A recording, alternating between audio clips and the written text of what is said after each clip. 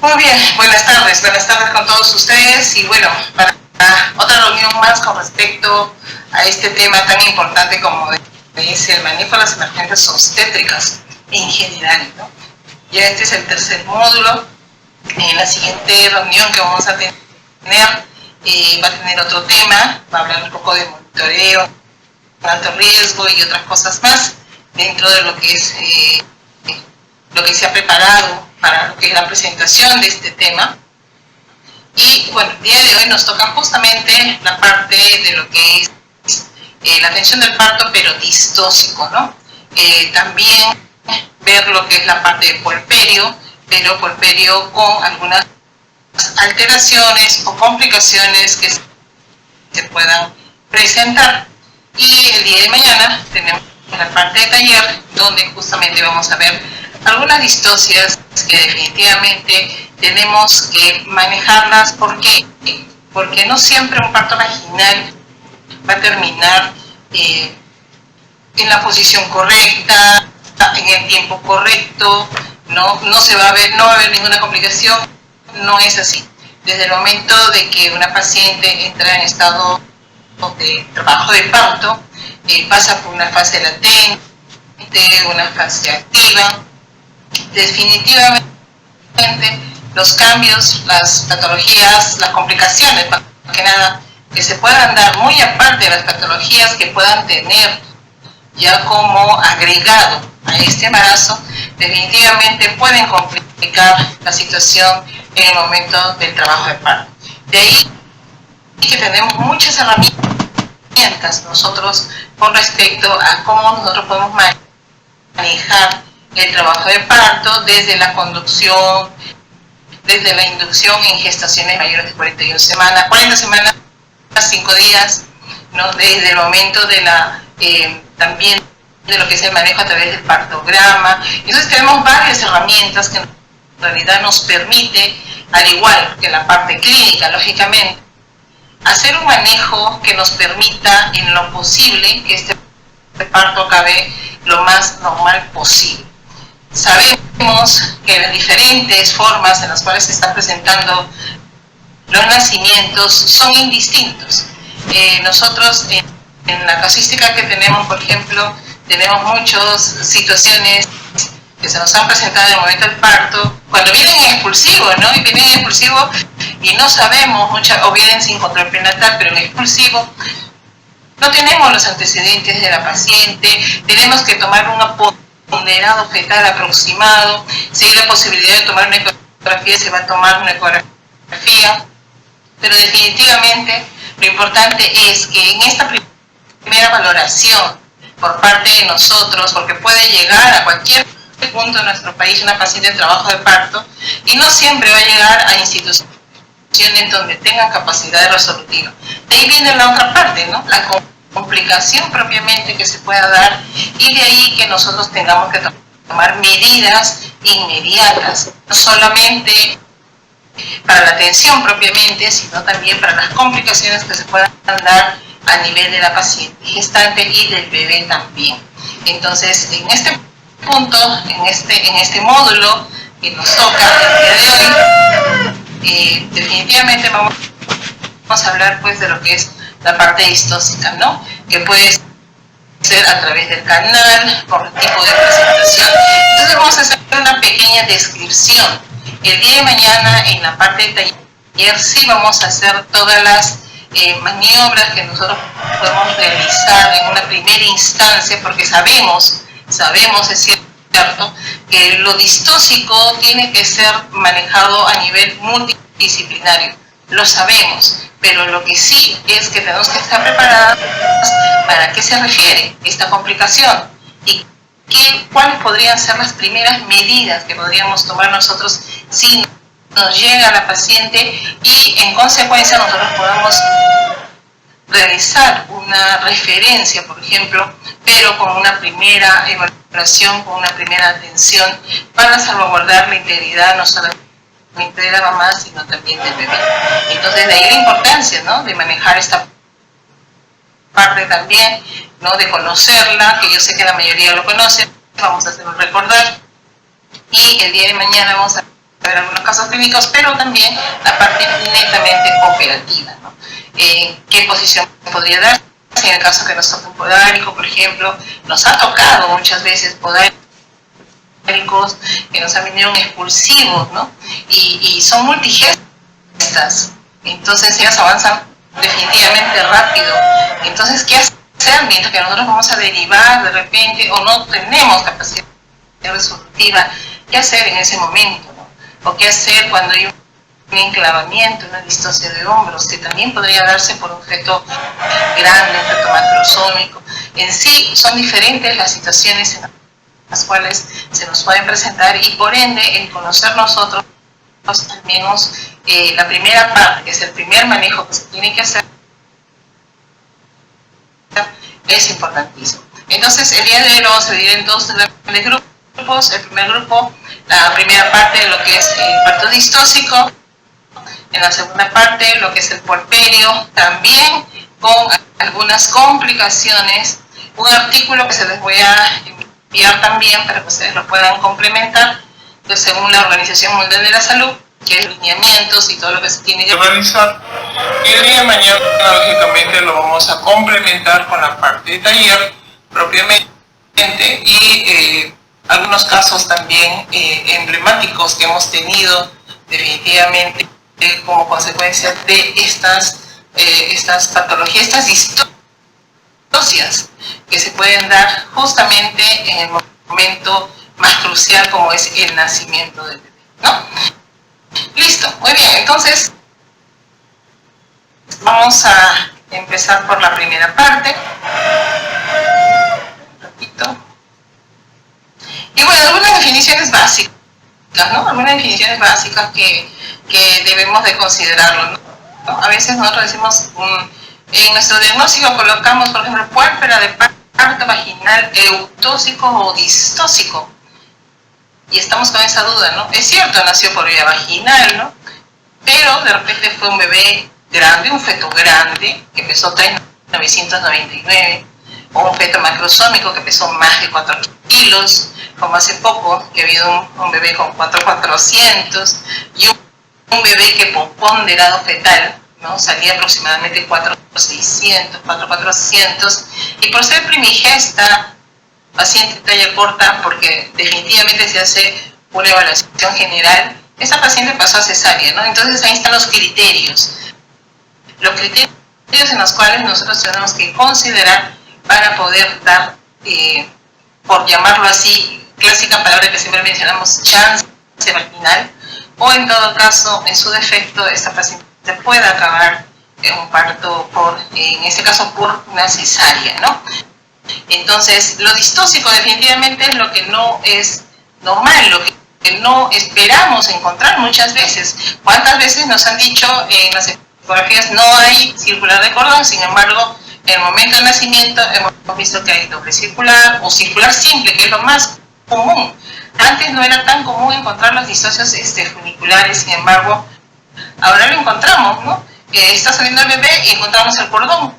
Felizmente que como ha sido monitorizado, ha sido manejado por parte de nosotros, porque estamos pendientes todos los cambios que están suscitándose en su fase activa, en esta fase de avance de su trabajo de parto, definitivamente podemos localizar en qué momento podría descender estos latidos y de alguna manera relacionarlo, ¿no?, con la patología que puede estar ya teniendo la paciente, o en su defecto sospechar de una probabilidad de una distocia funicular. ¿Cuántas veces nos ha pasado y cuántas veces lo hemos tenido que informar, reportar y por lo tanto tomar las medidas, mientras que hasta el final los latidos no desciendan menos de los valores normales?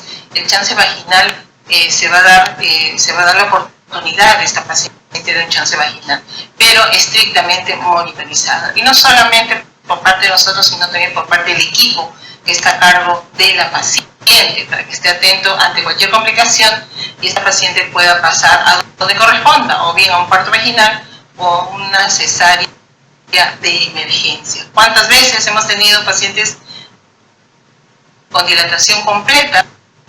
Hemos pasado y sin embargo los latidos han descendido, no avanzó expulsivo prolongado, y esta paciente tuvo que pasar directamente hasta la operación. ¿Cuántas veces? Entonces, el atender un parto no es sencillo. Desde la primera evaluación, desde la parte clínica, la parte evaluativa, de los antecedentes y todo lo que podamos averiguar de la paciente es importantísimo para el momento del nacimiento, para que no transcurra con ninguna complicación que al final se podría presentar, como por ejemplo el signo de la tortuga, que eso también lo vamos a mencionar, ¿no? Que muchas veces por un ponderado fetal inadecuado, muchas veces, y que desciende la cabeza del bebé, pues acaba en un signo de la tortuga o inclusive un enclavamiento de hombros, que muchas veces se puede presentar también. Entonces, parte mucho de la evaluación que podemos realizar minuciosamente, eso sí se tiene que dar. Y la gran preocupación que tenemos es cuando nos llega en expulsivo. Ahí sí es otra cosa, pero si estamos manejando, la estamos evaluando y estamos detectando que algo no está bien, mejor es referirla, porque si hubiera alguna complicación, este paciente tiene que ser atendida en un centro de mayor capacidad resolutiva. Entonces, dentro de las definiciones, definitivamente, que vamos a encontrar, viene del griego dystoquia, ¿no? Que significa mal parto, parto anormal o parto difícil, ¿no? Y esto viene desde la historia, ¿no? Definitivamente desde la historia antigua, donde se menciona justamente este tipo de presentación, ¿no? A veces estas presentaciones compuestas, ¿no? Que nosotros decimos, estamos atendiendo el parto, la paciente ya dilató, la paciente está pujando, está en sala de dilatación, y sin embargo sabemos que la paciente puede pujar, está la cabeza prácticamente ya descendido, está por salir y otra vez retorna, decimos, se regresa. ¿Qué pasa? ¿Por qué? ¿Puede ser cordón? Sí, puede ser. Podemos suponer muchas cosas. Pero también puede ser que cosa una presentación compuesta, ¿no? ¿Cuántas veces hemos tenido con la manita en la cara y han nacido así los bebés? Por vía vaginal, claro que sí. Entonces lo importante aquí es que cuando nosotros atendamos, y eso lo vamos a ver justamente el día de mañana en la práctica, porque vamos a ver ese tipo de situación, cuando se presenta con presentación compuesta y con circular encima. Paciente que viene en expulsivo, paciente que avanzó, bebé descendió, entonces significa que sí puede salir este bebé, pero hacemos una ponderación fetal y podemos decir que más los antecedentes, paciente multigesta, pues definitivamente puede darse la posibilidad que acabe en un parto vaginal. Entonces, estas pacientes que alguna vez hemos podido atender, hemos tenido la oportunidad de justamente atender con presentación compuesta y encima el circular de cordón, ¿no? Entonces, ahí están las decisiones que se tienen que tomar en ese momento y lógicamente, como les decía, si trabajamos en equipo, perfecto, pero el problema está en que muchas veces estamos en cualquier punto de nuestro país, lo más recóndito, y se presentan ese tipo de complicaciones. Entonces, mientras que trasladamos, mientras que pensamos en una referencia, sí, buenas tardes, creo que por ahí he sacado el micrófono. Entonces, es importante. Miren, acá hay una presentación compuesta, por ejemplo, ¿no? La manita está en la cara. ¿Es impredecible? Sí, es impredecible. A veces nos damos cuenta justo en el momento del nacimiento. Entonces, distocia, que vendría a ser trabajo de parto difícil, que se caracteriza por un progreso anormal, lento del trabajo de parto. ¿Hay varios factores que intervienen? Sí, hay varios, y eso lo vamos a mencionar. Contractilidad uterina y el esfuerzo de expulsión uterina, esa es una parte. La parte propiamente distocia por la parte del feto, ¿no? Por el tipo de presentación, y el canal, la parte pélvica y la parte del tracto reproductivo inferior. ¿Cuántas veces hemos tenido pacientes con alteraciones también a nivel anatómico? Y que muchas veces no lo detectamos y la paciente viene en trabajo de parto, ya rompió membranas y sin embargo tiene 34 semanas, ¿no? Y decimos, ¿qué pasó? Cuando evaluamos y podemos poder evaluar, en este caso podríamos inclusive encontrar los famosos tabiques vaginales, ¿no? Que inclusive a pesar de ello, pues la paciente ha podido dilatar y se puede hacer una evaluación. Entonces, volvemos a lo inicial, ¿no? Es impredecible, en realidad, cuando la paciente entra en trabajo de parto y por lo tanto está en nosotros hacer una buena valoración, una buena evaluación y la derivación oportuna si es que no contamos con lo necesario. Entonces, para hacer un resumen de las distocias que podríamos nosotros tener como antecedente o inclusive poder suscitarse en el momento de la atención del parto, está justamente a nivel de la potencia, a nivel del producto, o sea, el feto, y a nivel pélvico. Entonces, cualquiera de esas tres situaciones es que definitivamente podría acarrear en qué, en un proceso de una distocia. Una distocia que muchas veces no nos va a permitir concluir el parto por vía vaginal. Y en algunas situaciones sí, pero definitivamente con algunas implicancias. Entonces, eso es lo que nosotros tenemos que valorar y evaluar. En el caso de la potencia, definitivamente son alteraciones de las fuerzas, la contractilidad, ¿no?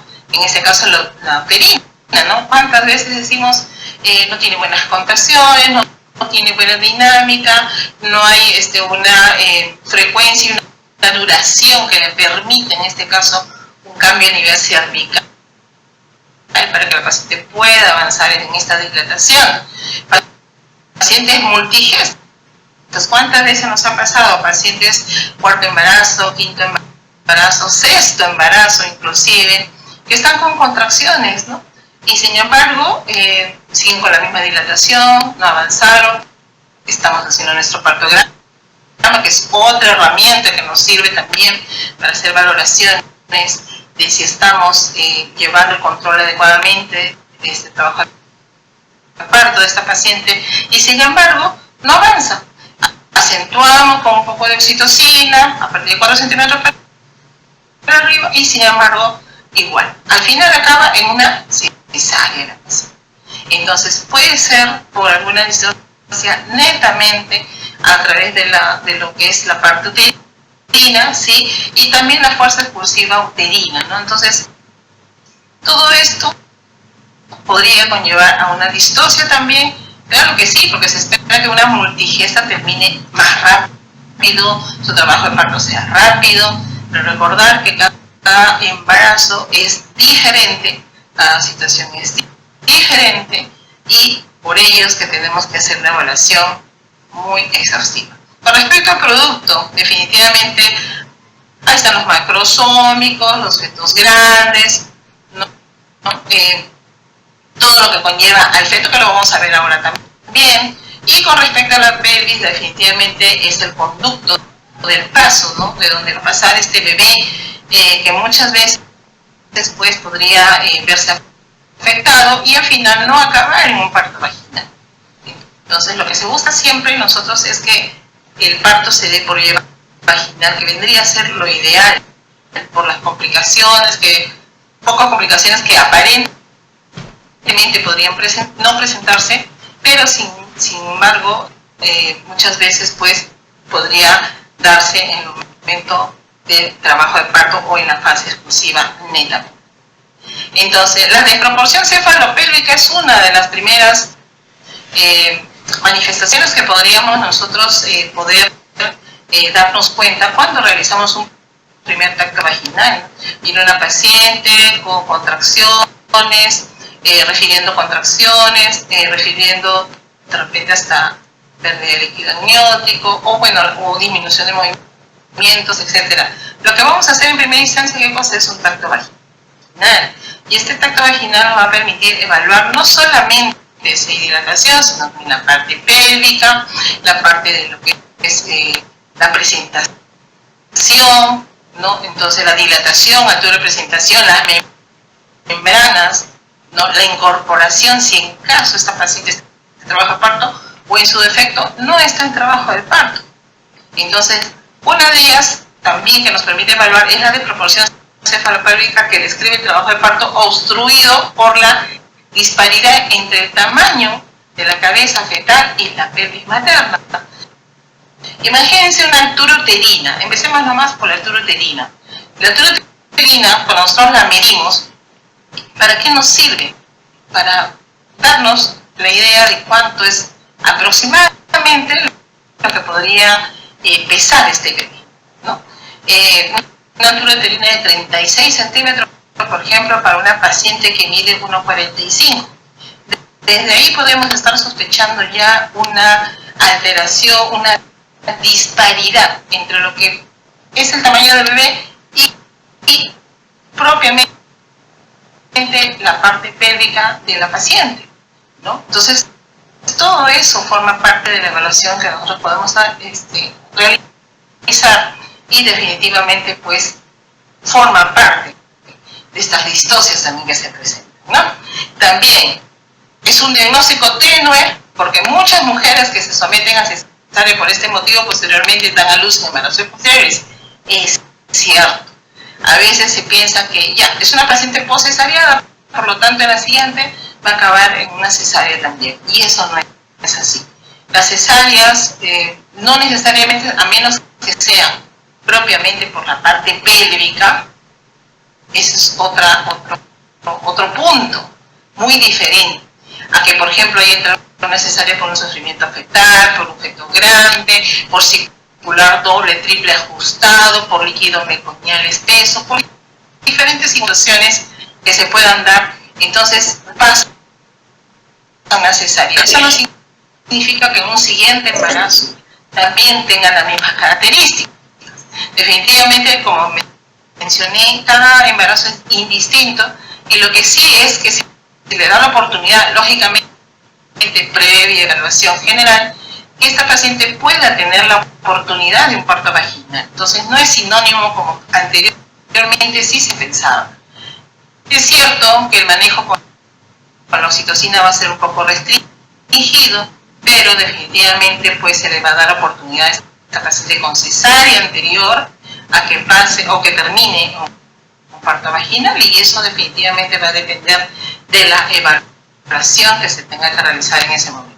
La mayoría de los casos se debe a una mala posición de la cabeza, también si en caso es la causa que se está presentando esta distocia, ¿no?, dentro de la pelvis, o por contracciones uterinas inadecuadas, que también ya lo mencionamos, es propiamente ya de la actividad uterina, ¿no?, que a veces no responde a la oxitocina. De ahí que en gestaciones de 40 a 41 semanas, cuando realizamos un test estresante y utilizamos la oxitocina, y vemos que muchas veces nos sale con un resultado insuficiente e indeterminado, porque en realidad no se consiguió que el útero, que es parte muscular, definitivamente actúe con esta oxitocina y genere contracciones como las que generaría cuando está en un trabajo de parto.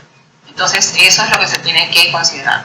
La falta de progreso también describe la falta de dilatación cervical progresiva o la falta de descenso fetal. Es cierto, más de la mano, la parte pélvica, la parte del tamaño fetal, la parte de la uterina, la parte netamente del feto también, ¿no?, en qué posición está, la correcta evaluación, ¿no?, y las otras complicaciones que podrían tener también, como estas distocias funiculares y estas presentaciones compuestas que a veces también podrían presentarse, ¿no?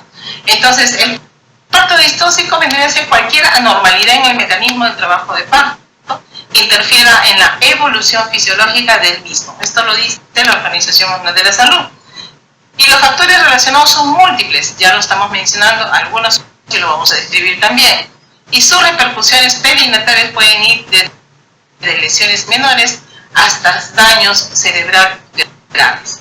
Los famosos, muchas veces, cuando nosotros estamos llevando el control del trabajo de parto mediante un partograma, por ejemplo, cuando nos dicen la parte de la cabeza, ¿no?, y evaluamos si es hay movimiento, no hay movimiento, definitivamente, y encima cuando nosotros realizamos ese tacto vaginal encontramos pues que puede haber inclusive estos caput que de alguna manera nos indica a que el bebé es muy grande o que esta pelvis no es la ideal.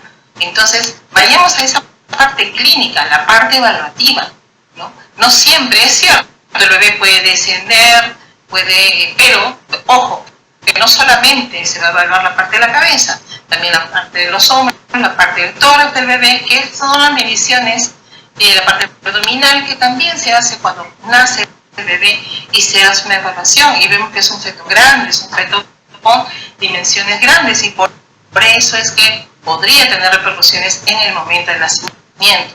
Entonces, es cierto, busquemos un parto vaginal, pero evitemos que con estos caput, estos moldeamientos, estos hematomas que muchas veces se pueden presentar, es como consecuencia de una evaluación de repente no muy exhaustiva que se pueda realizar, o muchas veces porque el paciente viene exclusivo, es cierto, pero hasta ahí queda, ¿no? Entonces podría tener repercusiones, y pensemos en este bebé, mientras más tiempo esté, más tiempo va a estar en el canal vaginal con estas contracciones, con esta oxitocina, que de por sí ya le disminuye el pasaje de oxígeno al bebé en forma adecuada. Entonces pensemos en eso también, ¿no?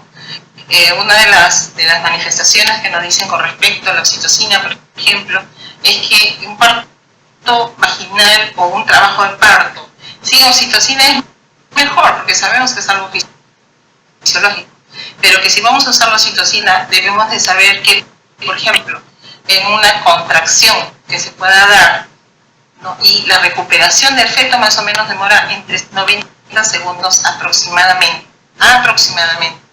En cambio, cuando se utiliza la oxitocina, que ya lo hemos visto, según el goteo vamos aumentando para que esta acentuación se pueda dar y haya una frecuencia y una duración de las contracciones, pues demora el bebé en recuperarse más o menos 120 segundos, es más.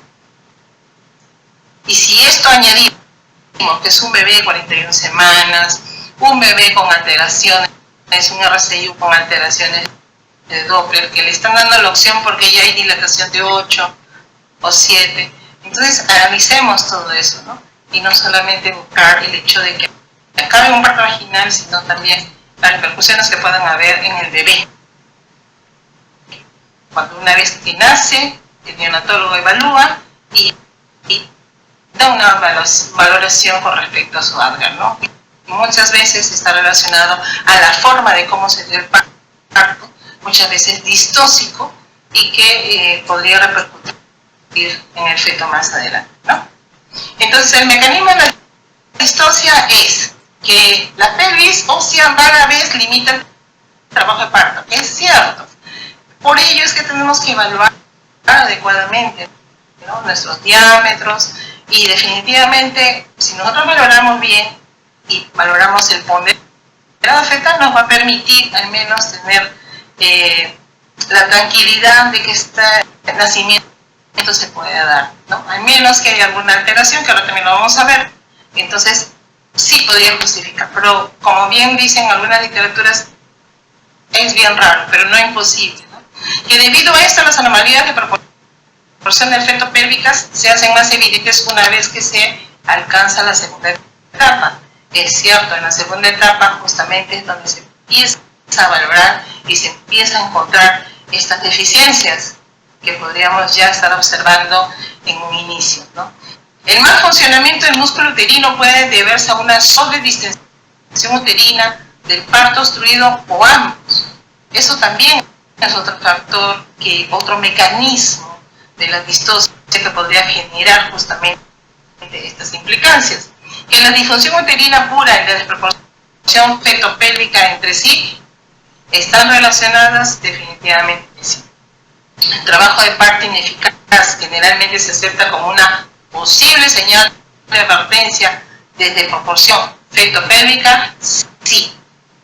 Por eso es que hacemos un tacto vaginal y decimos, y en el partograma empezó con 4 centímetros, a las 4 horas evaluamos, otra vez sí, 4 centímetros, el descenso sigue igual, de acuerdo al descenso que queremos nosotros considerar, ¿no? Por Lee, por Hosch o por los quintos. Entonces definitivamente decimos, no hay un descenso.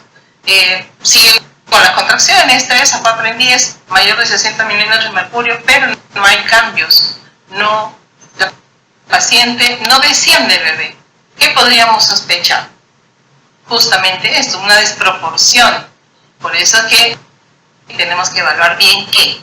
La intrauterina, si es que no tenemos una posibilidad de hacer de repente una ecografía para que nos realicen un ponderado fetal, al menos con la intrauterina podríamos sacar nuestros promedios y con ello saber qué implicancias podría tener, por qué no avanza esta paciente, si las contracciones están adecuadas o de repente están inadecuadas también, a pesar de la oxitocina, porque ojo, a veces usamos oxitocina y decimos, ya estamos en 12 gotas, ya estamos en 16 gotas, pero nada, las contracciones siguen igual, 1 en 10, 2 en 10, entonces ¿qué podríamos sospechar también ahí? La distocia, ¿a qué nivel? Entonces todos esos puntos son los que al final se tienen que evaluar. Mecanismo de la distocia, entonces, al final del embarazo la cabeza del feto se encuentra con un segmento uterino inferior relativamente grueso y un cuello uterino no dilatado. Mecanismos que de alguna manera nos dicen que podríamos estar frente a una distocia, ¿no? Con el inicio del parto, los factores que influyen en el progreso son las contracciones uterinas. Definitivamente, no tenemos contracciones uterinas en la frecuencia y la duración que debemos tener, por ello hacemos nuestro partograma, es que nos vamos a dar cuenta, ¿no? Si está progresando adecuadamente o no. La resistencia cervical, la presión hacia adelante ejercida por la parte fetal principal, también forma parte de los mecanismos de una distocia. Después de la dilatación cervical completa, la proporción fetopélvica se aclara a medida que el feto intenta descender.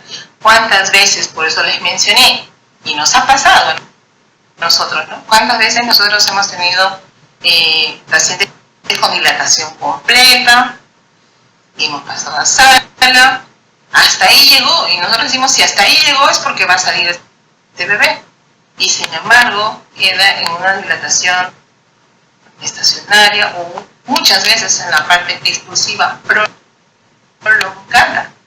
Entonces, ¿qué pasó allí? Entonces, no podemos nosotros decir que todos nuestras gestantes que acaban con una dilatación completa van a acabar en un parto. No lo sabemos. ¿Cuántas veces los latidos empiezan a descender? Mucho tiempo está la cabeza expuesto al canal vaginal y este tiempo también es medido, ¿no? Sabemos que más de 5 minutos definitivamente también ya podría tener repercusiones en el feto. Entonces, tenemos que evaluar todo ello y no es que vamos a estar esperando bastante tiempo, ¿no? Entonces, todo ello se tiene que considerar para poder salvaguardar la integridad del feto, sobre todo, ¿no? Ahora uno dice, le realizo una buena episiotomía, la puedo realizar, pero si a pesar de ello no sale el bebé, ¿qué hacemos? Tenemos que pasar a las operaciones. Entonces, esa es otra de las cosas que se nos puede presentar cuando tenemos un parto. Entonces, evaluemos antes todo. Peso, ponderado, uterina, todo absolutamente. Y con ello ya tenemos una idea de si esta paciente puede terminar en un parto vaginal o no. Entonces, el trabajo de parto normal, haciendo un resumen, y eso lo pueden ustedes encontrar en Williams también, ¿no? De cuánto tiempo es lo que se tiene que esperar en todo caso, o cuánto se demora en el caso de las nulíparas, en el caso de las multíparas, en el tratamiento preferido que se pueda dar y el tratamiento expectante, ¿no? Porque a veces uno dice, vamos a tomar la medida de vamos a hacer algo, tratamiento excepcional, ¿no?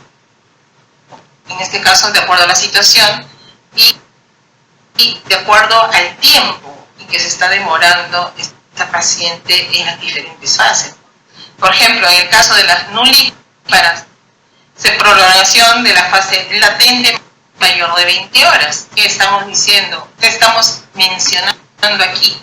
Entonces, una fase latente prolongada, porque eso también se puede colocar como diagnóstico, en caso estamos con la paciente con estos antecedentes. Lo mismo en el caso de las multíparas, ¿no? Cuando tenemos una prolongación de la fase latente mayor de 14 horas, de la misma manera, ¿no? Entonces, este cuadro definitivamente nos representa cómo vendrían a ser las características del trabajo de parto, tanto en nulíparas como en multíparas, que tiene que ver, lógicamente, porque se pueden disociar y convertirse en un parto distóxico también. Por eso les decía que nosotros tenemos herramientas que de alguna manera nos van a complementar el hecho de manejar un trabajo de parto, ¿no? De estar controlando un trabajo de parto. No olvidemos nuestro partograma, que es tan importante, y recuerden que ahora cuando revisan una auditoría clínica, una auditoría de historia clínica, definitivamente, si es una paciente que ha estado en trabajo de parto, ¿no? Y ha estado en una fase activa, definitivamente pues se va a colocar el partograma, y esa es una herramienta que también va a ser evaluada, va a ser valorada, va a decir, pero aquí en el partograma, según lo que se ha registrado, este parto se estaba convirtiendo ya en algo distóxico, este trabajo de parto se estaba convirtiendo en algo distóxico, porque no se tomaron las medidas, ¿no? Entonces, de alguna manera nos da una herramienta para poder llevar el tiempo. En el caso, por ejemplo, de que no avance la dilatación, realizamos un tacto, siguen 4, otra vez siguen 4, por eso hemos visto esos partogramas, ¿no? Donde que hacemos una línea, inclusive, donde en ningún momento hubo un aumento en la dilatación y tampoco se realizó un descenso adecuado, ¿no? Entonces, tenemos herramientas que nos van a complementar nuestras evaluaciones, ¿no? Tenemos la fase de prolongación del descenso también, ¿no? Y cuando nosotros pues podemos estar sospechando ya que hay una desproporción cefalopélvica y por ende esta paciente va a poder ser programada inclusive a una sala de operaciones. Entonces, este cuadro de alguna manera esquematiza cuánto es el tiempo que nosotros podemos esperar, por cuándo podemos mencionar que es una fase latente prolongada, una fase activa prolongada, ¿no? De acuerdo a la paciente, ¿no? Si es una paciente nulípara o es una paciente multípara. Entonces, nos toma como referencia, nos sirve como referencia, definitivamente que sí. Esto es otro esquema también que de alguna manera nos va a representar, ¿no? Con respecto a otra forma en todo caso de esquematizar también esa parte, lo que es la fase latente prolongada, la fase activa prolongada. Miren el tiempo que se está dando, ¿no? Cuánto demora, y la detención de la fase activa, ¿no? Que justamente también es otro de los motivos en las cuales se decide pasar una cesárea a la paciente, porque no va a haber un progreso. Entonces, definitivamente en la segunda etapa de trabajo de parto, el tiempo habitual del segundo periodo, en este caso, en las nulíparas es 2 horas con analgesia, ¿no? Si en caso ahora que se está usando otra vez la analgesia de parto, ¿no? Otra vez que se está, y sabemos que también está dentro de los protocolos de la atención de las pacientes gestantes adolescentes, ¿no? Entonces también eso tenemos que evaluar si es una paciente que está siendo manejada su trabajo de parto con analgesia o sin analgesia. Y eso también de alguna manera también nos lleva a un control. Entonces tenemos que tener definitivamente todos los antecedentes para que podamos llevar una buena valoración de esta paciente. Ahora a veces no tenemos una, tenemos varias pacientes. Entonces tenemos que estar muy atentas a cada uno de ellos, ¿no? Dentro de las distocias dijimos que había pues lo que es las distocias dinámicas, ¿no? A nivel de la potencia, ¿no? Y definitivamente pues las contracciones uterinas es una de las que podrían generar el hecho de que esta paciente no avance en su trabajo de parto y sobre todo pues no se produzca esta dilatación que de alguna manera va a ayudar a que esta paciente tenga una progresión en su trabajo de parto, ¿no? La contracción uterina, acortamiento de las fibras del segmento superior del útero con el objetivo de aumentar su presión interna y expulsar su contenido, tiene características propias. Hay pacientes, y nos ha pasado a nosotros, y eso también tengan mucho cuidado, el útero es un músculo, entonces no sabemos cómo va a actuar ante diferentes circunstancias. Y les digo por experiencia, porque eso nos ha pasado hace poco. Nosotros tenemos una paciente de 40 semanas más 5 días. Bueno, no era muy exacto su fecha de su edad gestacional. ¿Y qué pasó? Que esta paciente viene pues porque disminución de movimientos, refería a pérdida de tapón mucoso, pero nada más, ¿no? Las contracciones eran esporádicas, pero ella más vino por la edad gestacional. Entonces se le solicita, inclusive había una sospecha de ruptura prematura de membranas. El tiempo tampoco, lamentablemente a veces nuestros pacientes no nos dan una información certera, entonces tenemos que más o menos nosotros, de acuerdo a la valoración, de acuerdo a la parte clínica, más o menos orientarnos de cuánto podría ser el tiempo que la paciente puede perder, ¿no? De acuerdo a las pruebas que también sabemos que se pueden realizar. Entonces esta paciente viene, ¿no? Viene y se le realiza, la indicación fue test no estresante, test estresante. Se le realiza el test no estresante, bueno, hasta ese momento fue un feto reactivo, un feto con 8 sobre 10 según el puntaje. Entonces dijimos, bueno, sí, está en contracciones esporádicas, muy esporádicas. Hasta ahí todo bien, los latidos dentro del bebé normales, 128, 130 en promedio. Hasta ahí normal. El problema fue cuando empezamos a colocar los oxitocina. Nosotros colocamos con bomba de difusión. Y con estas líneas con bureta que nos permite hacer un control exacto del goteo. A esta paciente se le empezó con las 4 gotas, de ahí pasamos a 8 gotas, ¿no? Porque estamos haciendo pues un test estresante, ¿no? Para ver si esta paciente o este bebé va a tolerar ese estrés que se va a provocar con estas contracciones. ¿Y qué pasó? Que con 8 gotas nada más, y el bebé empezó a hacer taquicardia fetal. Dijimos, funciones vitales de la mamá, normales. Dijimos, un proceso de repente infeccioso, vías urinarias, presencia de leucocitos, algo que de alguna manera justificara que este bebé reaccionara de esa manera, y no hubo nada. El gran problema fue que hizo taquicardia mayor de 160, llegó a 170 y pasó a sala de operaciones con 192 latidos por minuto. El bebé. Lo que hicimos nosotros cuando empezamos a utilizar la oxitocina, dijimos, bueno, estamos en 8 gotas, vamos a bajar en 4 y vamos a seguir monitorizando. Pero estábamos monitorizando, habíamos hidratado un poco inclusive para de alguna manera compensar y ver si es que era por ese motivo, porque no habían contracciones todavía seguidas, eran 2 en 10 aproximadamente, mayores de 60 milímetros de mercurio, y al final, a los minutos, empezó la taquicardia.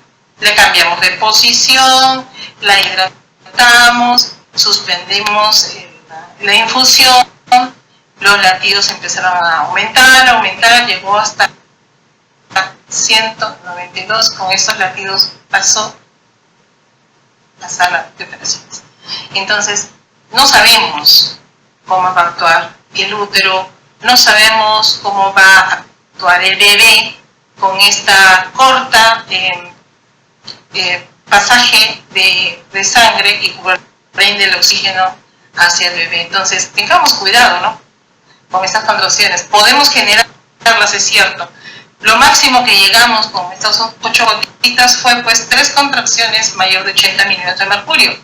Pero con esta posición fue que el bebé hizo esta reacción. Se suspendió y a pesar de ello, y lo sabemos nosotros, que cuando se estimula el útero, una vez que ya está estimulado, empieza a trabajar y no lo paramos. Tenemos que hidratar, sí, le pasamos 500 cc a chorro, pero no sería, la colocamos de costado, pasamos con oxígeno el bebé. Felizmente, todo bien, pasó a cesárea, fue un Apgar 6.8, está estable el bebé, ¿no? Pero miren la situación que se nos puede presentar. Entonces, ojo con la reacción del útero y con los productos que vamos a usar justamente para poder estimular estas contracciones, ¿no? Actividad uterina coordinada, contracciones uterinas constantes con periodos de actividad y relajación muy semejantes en duración. Lo que buscamos es eso, que sean 3 a 4 contracciones en 10 minutos, mayor de 60 milímetros de mercurio, para que estas contracciones permitan una dilatación. Pero si vamos más allá, porque también vamos a hablar de las distocias a nivel de frecuencia y duración de las contracciones, no va a favorecer al bebé, va a favorecer de repente a que haya una dilatación.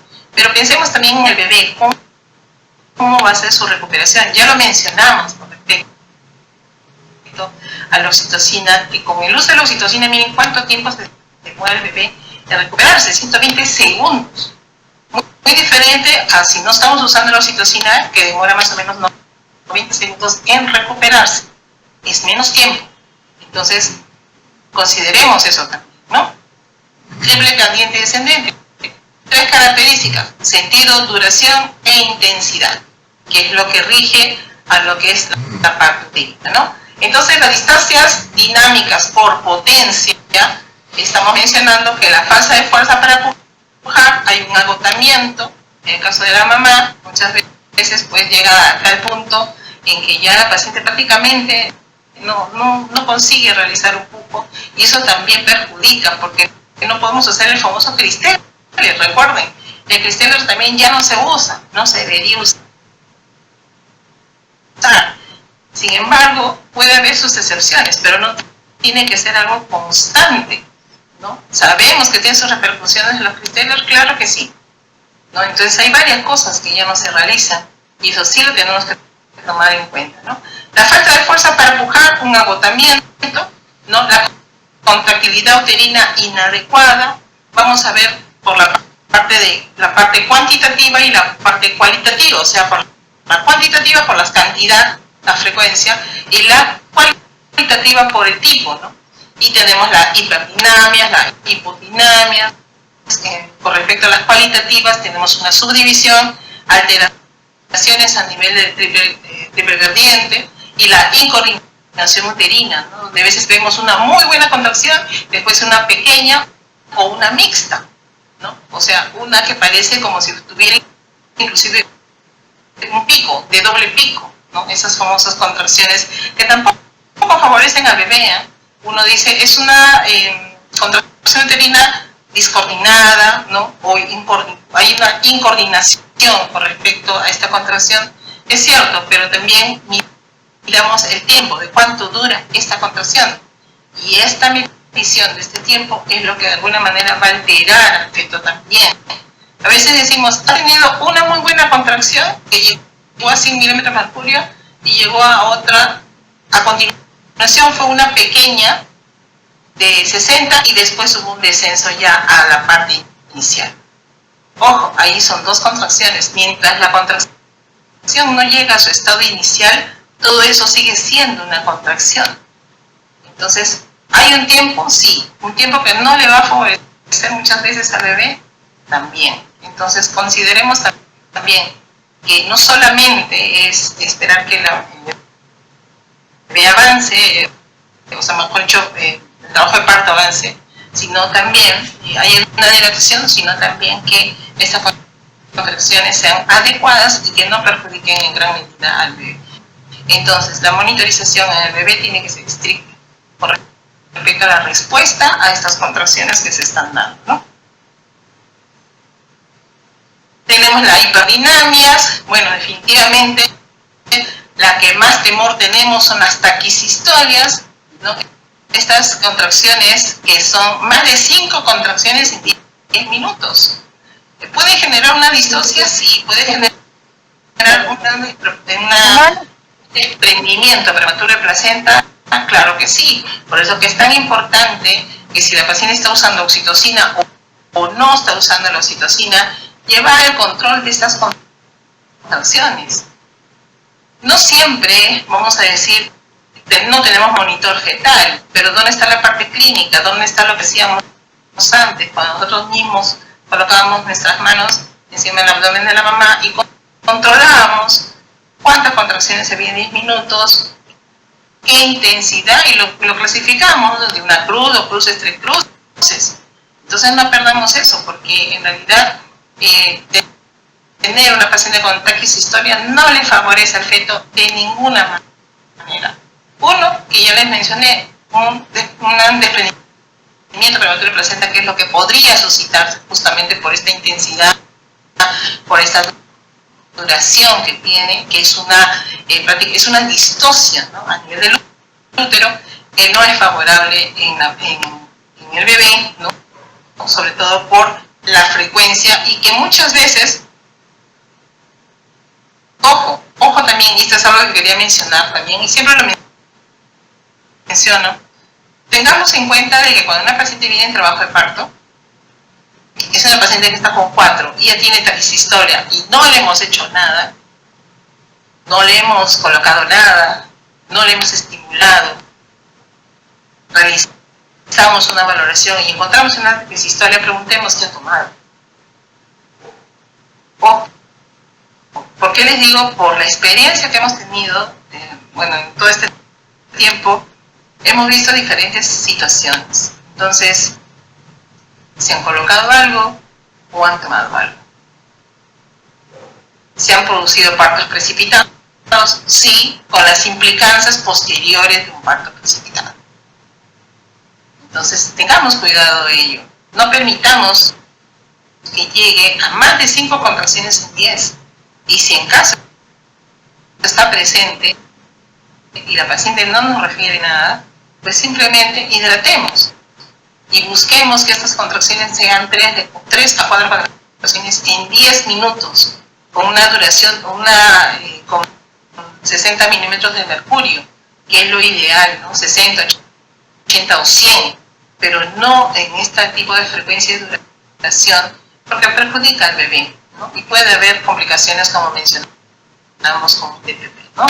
La hipersistolia, lo que es la hipertonía, que también es otra complicación que se puede dar, pero esta hipertonía justamente es una contracción sostenida.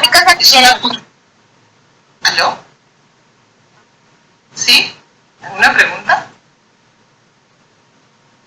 Es una contracción sostenida, entonces definitivamente, imagínense pues todo ese tiempo donde yo prácticamente estoy presionando y no le está llegando oxígeno al bebé, durante ese tiempo, que puede ser 1 minuto, 2 minutos más. Entonces, no busquemos que haya complicaciones en el feto, ¿no? También es cierto, es importante, pero busquemos también que no haya este tipo de complicaciones, como por ejemplo, ¿no?, que se pueda presentar una hipertonía, una hipersistolia, una taquisistolia, dentro de lo que son las distocias a nivel dinámico, ¿no?, que pueden ser cuantitativas o cualitativas, ¿no? En el caso de las primarias, origen desconocido, como ya les mencioné, se asocia a la hiperexcitabilidad de centros nerviosos en útero, hipertrofia muscular. Hola, con historia clínica. ¿Perdón? ¿Perdón? ¿Sí? ¿Alguna pregunta? ¿No? Ya, listo. Tenemos también aumento de la intensidad contráctil, ya lo dijimos, un dolor intenso, casi continuo, un dolor de consistencia leñosa. Entonces, definitivamente la paciente nos va a referir, nos va a decir, tengo una contracción que dura mucho tiempo. Ella misma sabe. O nosotros le decimos, avísenos si sus contracciones están seguidas, porque a veces no tenemos un monitor fetal, pero sí la paciente nos puede referir. Entonces, darnos cuenta en ese momento, el poder hidratar, en cambiar de cubierto lateral izquierdo al bebé, ayuda bastante, al menos a tratar de recuperar que este bebé se oxigene adecuadamente. No olvidemos los antecedentes que pueda tener el bebé, que son varios, ¿no? Pequeño variedad gestacional, los CIU, los con polidramios, etcétera, donde de alguna manera también pues le pueden dar opción a un parto vaginal. Entonces, o miren, aquí está en la parte secundaria inclusive causas, iatrogenias por exceso de oxitocina, ¿no? Obstrucción mecánica. Entonces, es cierto, de repente no tenemos bomba de difusión, pero si vamos a gotear con oxitocina, verifiquemos que pasen adecuadamente y las gotas que se están empleando en forma adecuada, ¿no?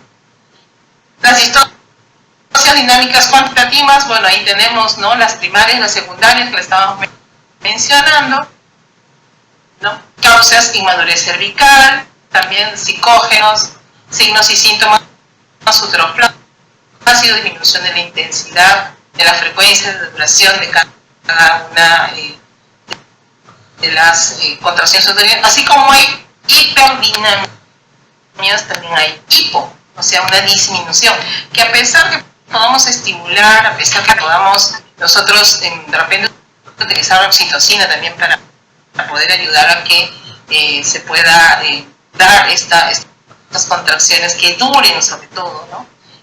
Puede haber también este tipo de complicaciones o este tipo de distocias, ¿no?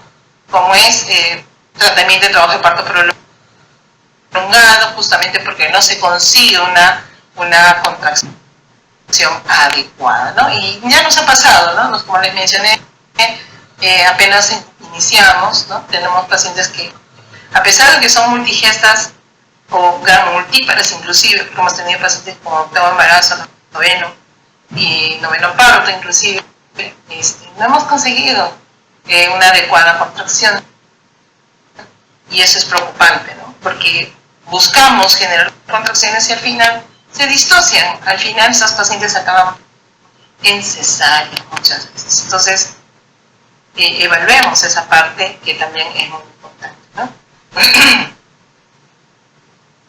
Así como hay distocias a nivel del útero, también hay distocias a nivel fetal, que podrían hacer que nuestro parto no acabe netamente en un parto vaginal. Sí, ahí está lo que estamos mencionando, las distocias fetales, ¿no? Distocias del producto, netamente, ¿no?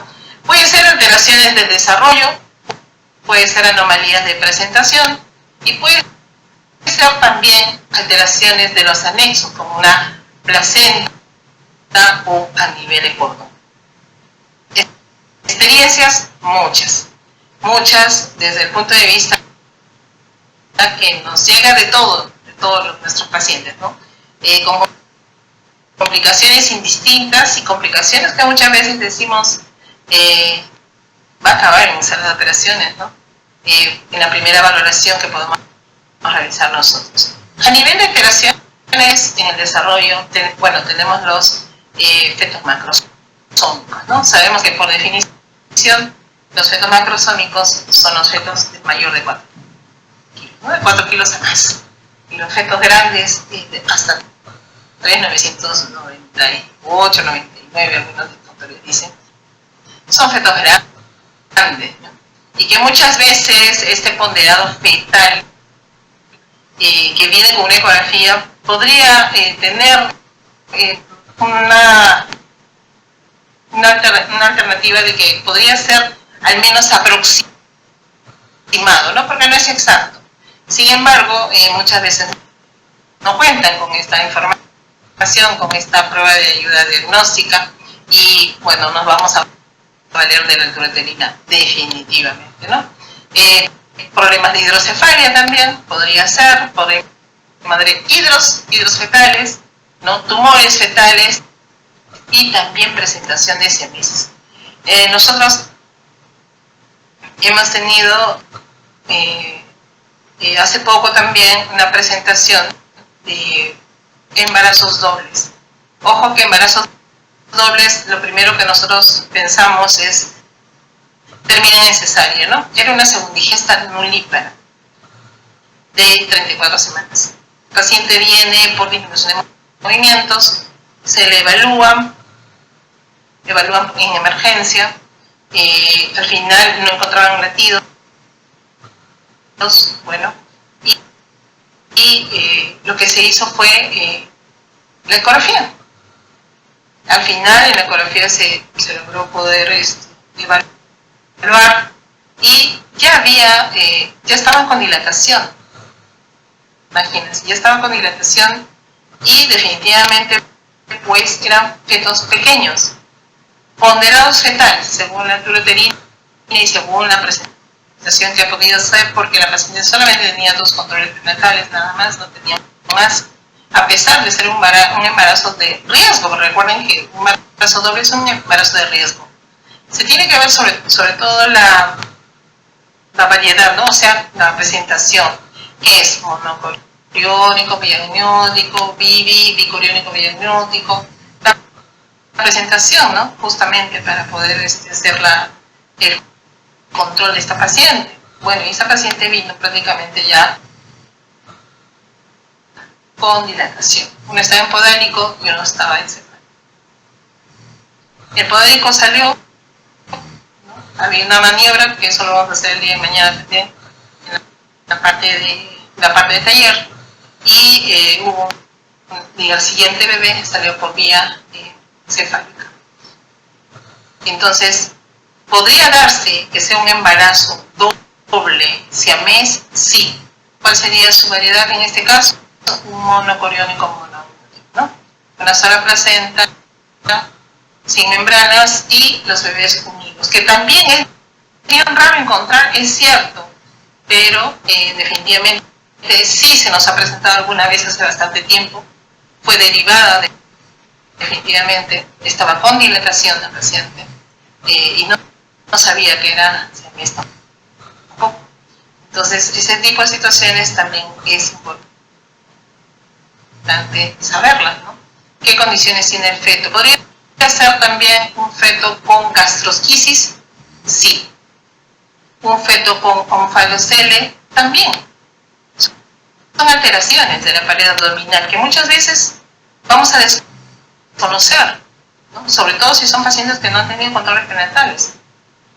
Entonces, puede ser alteraciones en el desarrollo netamente fetal por el tamaño, por las otras complicaciones en sí que se puedan dar, como tumor, por la presentación de hidrops, siameses, ¿no? Los gastrosquisis, onfaloceles, etcétera, sí. Entonces, tenemos que tener esa información y si en caso no tenemos capacidad resolutiva, derivarla. Anomalías de la presentación. Bueno, aquí tenemos varias, que también nos ha tocado alguna vez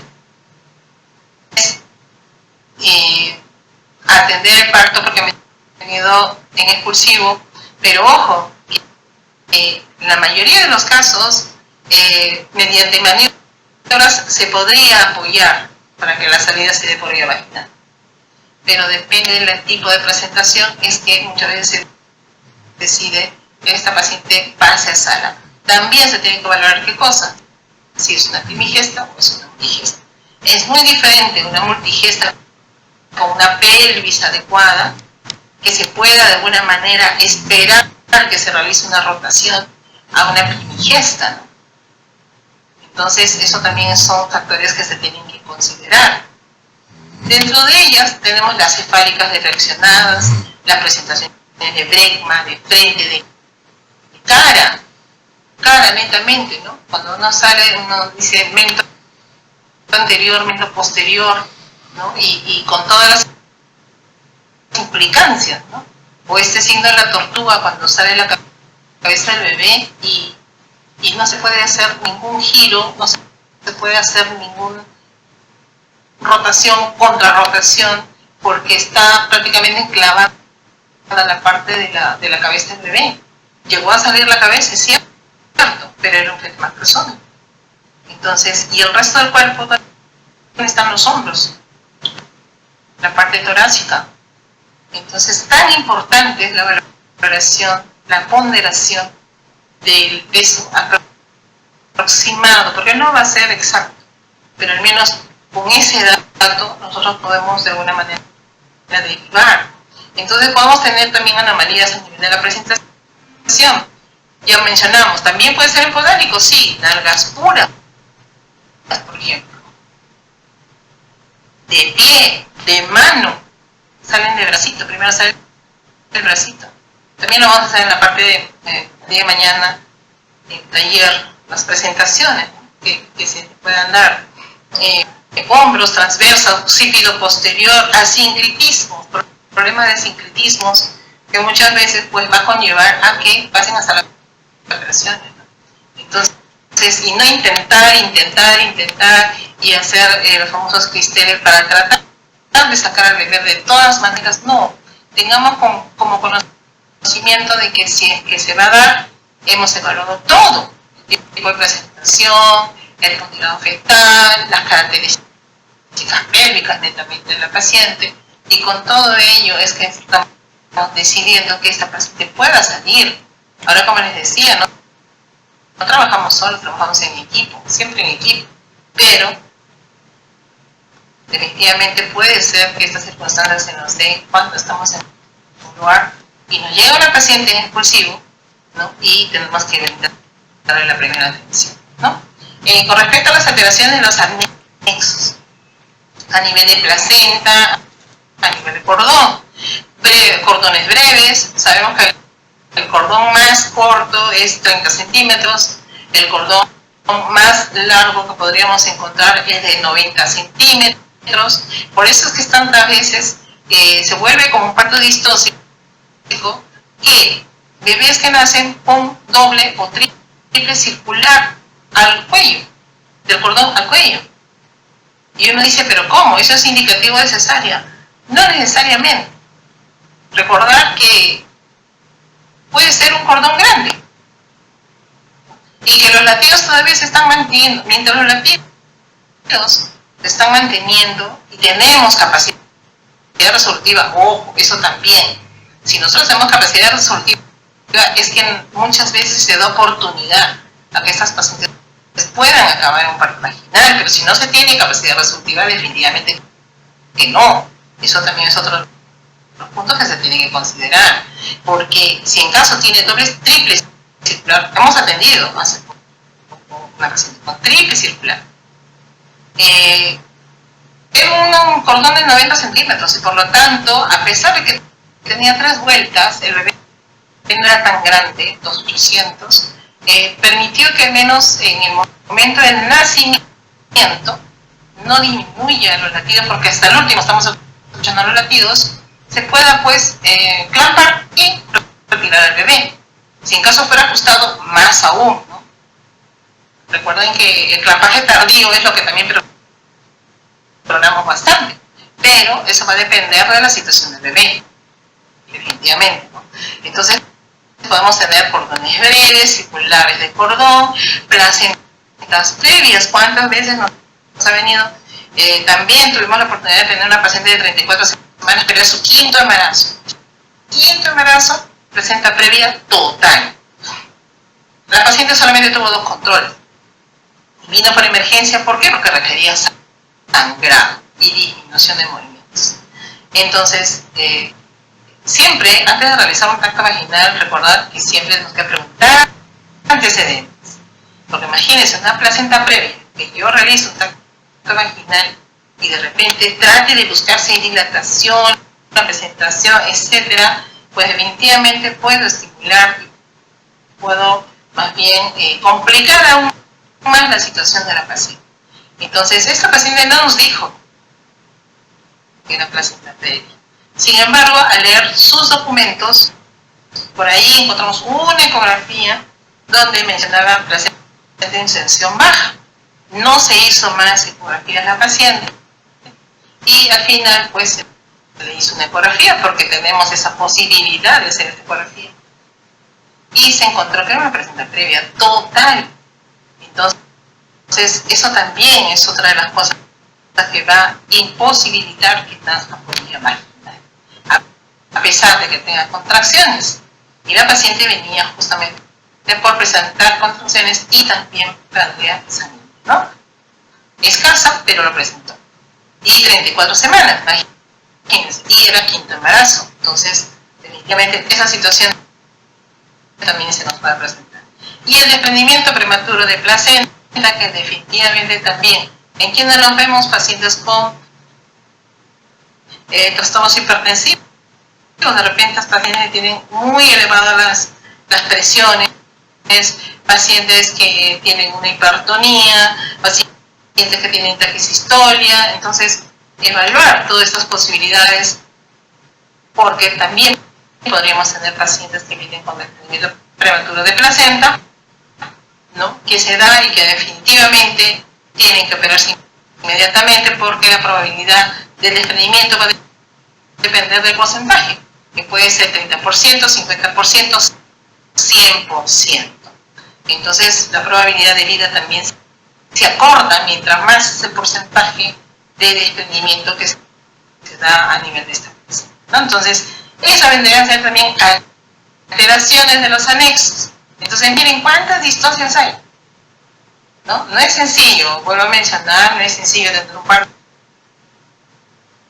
Con esto tampoco estoy asustando a nuestros nuevos colegas, los que están empezando. Definitivamente no, sino que saber la responsabilidad grande que tenemos como nuestra carrera, que es la atención del parto, ¿no? Anomalías de presentación, bueno, ahí están las distocias, diferentes grados de flexión de la actitud, ¿no? Presentación de Bregman, que ya lo mencionamos, presentación de frente netamente y presentación netamente de cara, ¿no? O con lo que es la presentación, la parte anterior o la parte posterior, ¿no? Cefálica deflexionada también, que se puede dar, constituye manifestaciones de diferentes grados de deflexión de la cabeza, y son las presentaciones de cara, frente y bregma las que se consideran dentro de este grupo, ¿no? La incidencia de esta presentación es difícil de determinar, ojo, también porque es más las bolsas amnióticas, cuando uno realiza tacto, a veces se encuentran unas bolsas prominentes y a veces no nos permite de alguna manera poder hacer una evaluación correcta, pero definitivamente pues tenemos que analizarla, porque podríamos tener el caso, como también nos ha pasado alguna vez, de que hemos tenido pacientes multigestas que han venido con bolsas prominentes, ya con una dilatación, y que cuando hemos hecho un tacto vaginal no hemos podido tocar el polo cefálico y al final estaba podálico, ¿no? Entonces eso también es otra de las cosas. Mucho depende de la evaluación que nosotros podemos realizar. La incidencia de estas presentaciones es difícil de determinar porque la mayoría evolucione encefálica. Es cierto, la mayoría están en presentación cefálica, ¿no? Se estima de 1 cada 500 partos que se da este tipo de presentaciones, y el nombre de cefálicas deflexionadas es porque su etiología o su causa ocupa causas que evitan la flexión normal de la cabeza. Todo ese mecanismo, todos esos movimientos que realiza el bebé para poder acomodarse y de alguna manera permitir que se dé un nacimiento pues por la presentación cefálica. Factores que favorecen la presentación cefálica deflexionada. Importante considerar este punto. Miren, ahí tenemos el peso fetal. Definitivamente tiene que ver el peso fetal con estas presentaciones o estas presentaciones deflexionadas de la cabeza, ¿no? Ya sabemos que es de presentación bregma, de frente y de cara, que se pueden dar. Y también, lógicamente, va a depender de la evaluación que nosotros podamos hacer. Modificaciones de cuello fetal que alteran la flexión. Hipertonía muscular, cuello corto, también puede ser, ¿no? Circulares múltiples de cordón, tumores al cuello, los famosos higromas quísticos, que a veces se pueden presentar, que también es una alteración, malformaciones craneofaciales, hidrocefalia, microcefalia y anencefalia. Eso también es otra cosa. Hemos tenido pacientes en expulsivo con anencefalia, sí, ¿no? Están con sus membranas completas y acabaron en un expulsivo. Y dieron en expulsivo pacientes multigestas, entonces ese tipo de presentación también es que se nos puede presentar, ¿no? Las cefálicas deflexionadas de cara, miren esta presentación, miren la cara, no sé si nos permiten presentar la imagen. Parto vaginal es posible solo en variedades mento anterior o mento posterior, ¿no? Pero igual, ¿no? Está así el bebé. Entonces, definitivamente tenemos que el parto vaginal es posible solo en variedades mento anterior y mento transversa, que rotan a una posición anterior. Importante, pero sobre todo aquí va a ser importante el hecho de que si es multigesta, como ya les mencioné, y si no es un feto grande. Si es un feto, al menos con un peso, un ponderado fetal adecuado, el paciente es multigesta, se podría esperar o dar la alternativa, ¿no? Pero sabiendo que si se complica, pues tiene que pasar hasta la operación. Entonces, no aventurarnos en lugares donde no tenemos capacidad resolutiva. En el momento posterior, les dice, el cuello no es lo suficientemente largo como para pasar la cara anterior del sacro, que mide más o menos 12 centímetros, rotación anterior, y esto pueda permitir un parto vaginal, ¿no? Entonces, miren las presentaciones con respecto a las cefálicas deflexionadas, las que están de cara, y están viendo en las imágenes, ¿no? Ocurre más o menos entre el 60 y el 80% de los casos el parto vaginal, y los recién nacidos presentan muchas veces edemas faciales, como vamos a ver a continuación. Se va a resolver lógicamente dentro de las 24 a 48 horas, ¿no? Bueno, no sé si por el horario nos pueden, vamos a ver si puedo ampliar. Ahí está, miren, esta es la cara del bebé. Este es un mento anterior, ¿no? Y bueno, estas son las dos presentaciones. Mento anterior, mento posterior, ¿no? Este es un mento anterior, este es un mento posterior, ¿no? Entonces, como les decía, va a importar mucho el hecho de que se pueda dar justamente en paciente, de acuerdo a la paciente, ¿no? De acuerdo a si es multigesta o primigesta. Ahí está, miren, ahí está la carita del bebé, miren cómo nace. Justamente por el tiempo que ha estado expuesto en esa posición, ¿no? Entonces salen con un poquito de la cara edematizada, ¿no? Y con algunas zonas a veces medias moradas, ¿no? Entonces, eso también es otra de las cosas que se pueden presentar, ¿no? Alteraciones de la presentación, la posición del desarrollo del feto. Bueno, ahí tenemos las presentaciones pelvianas, ¿no? El 3% se ofrece el polo podálico. El punto de referencia va a ser, ¿qué cosa? El sacro. Tenemos piernas flexionadas sobre el abdomen. Ahí tenemos, miren, las nalgas francas, que es una completa. Las incompletas, nalgas puras, que equivalen en el 56%, doble pie, o sea, los dos piecitos. Lo primero que sale, rompen membranas, porque a veces vienen con las membranas íntegras, o a veces vienen con las membranas rotas. Mayormente vienen con membranas rotas, por eso que ya el descenso ya se dio. Y cuando uno revisa el tracto vaginal, uno va a tocar justamente los piecitos. A veces están los dos piecitos juntos. Y uno dice, ah, está de pie, ¿no? O doble rodilla, o un pie y una rodilla. Entonces miren las presentaciones que se pueden dar. ¿Se pudo detectar a tiempo? Claro que sí, con una ecografía, ¿no? Y no olvidar las maniobras de Leo, porque también es otro de los complementos de las evaluaciones que tenemos que realizar, ¿no?